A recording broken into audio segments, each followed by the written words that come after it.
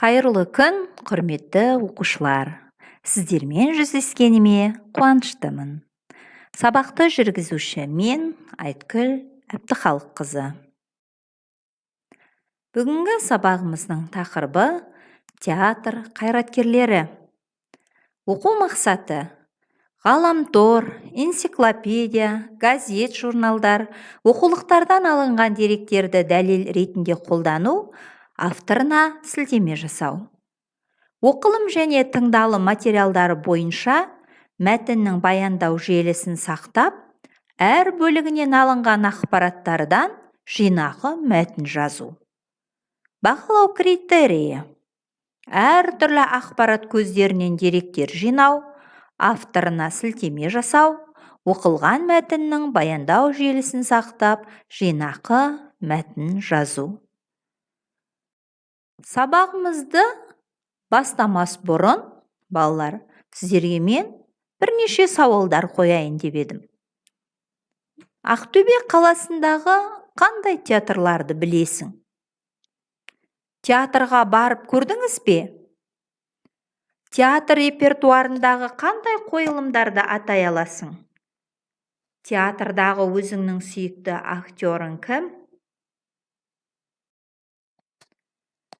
Сіздердің берген жауаптарыңызды тыңдай отырып, үлкен ризашылығымды білдіремін. Ендеше біз жұмысымызды әрі қарай жалғастырайық.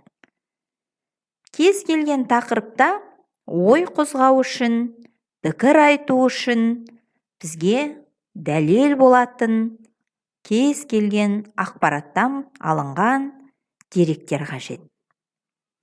Алынған деректерді дәлел ретінде орынды қолдана білуге және авторына сілтеме жасай білуге сауатты түрде машықтануымыз қажет.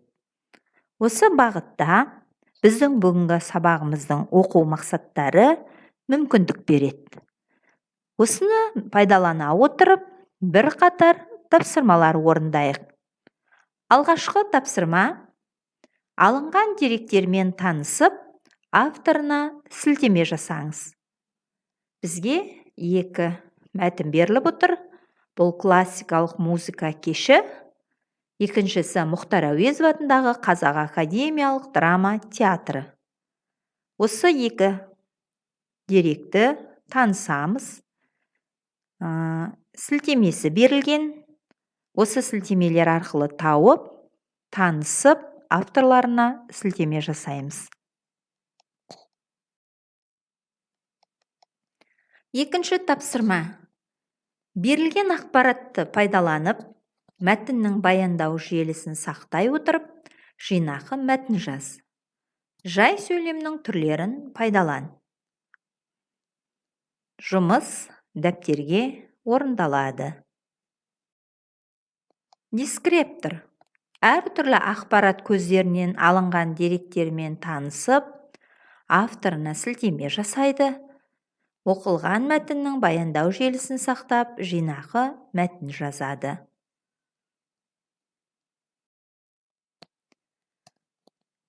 Берілген тапсырмаларды орындап болдық деп есептеймін.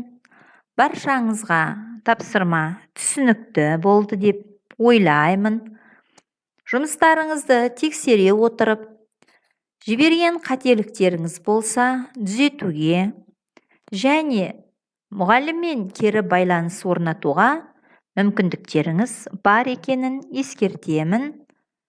Ендеше үйге тапсырма: шығармашылық тапсырма, жай сөйлем түрлерін қатыстырып, өзіңнің сүйікті театр қайраткерің туралы таныстырылым жаса. Сабақты ықыласпен тыңдағандарыңыз үшін алғыс білдіремін. Келесі кездескенше сау болыңыздар.